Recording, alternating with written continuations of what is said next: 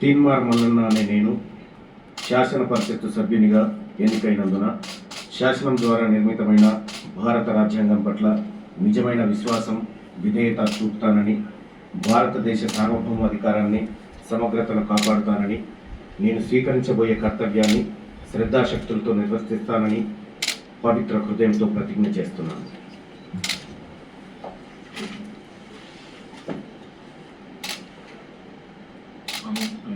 తెలంగాణ శాసన పరిషత్తు సభ్యుడినైన తీన్మార్ మల్లన్న అనే నేను సభా నియమాలకు కట్టుబడి ఉంటానని, వాటిని అనుసరిస్తానని, సభా మర్యాదలను పాటిస్తానని, సాంప్రదాయాలను గౌరవిస్తానని పవిత్ర హృదయంతో ప్రతిజ్ఞ చేస్తున్నాను.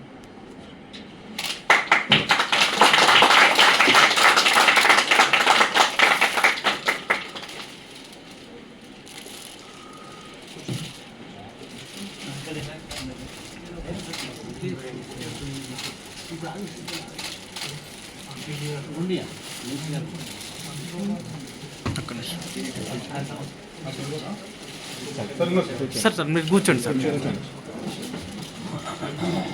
Sir minister sir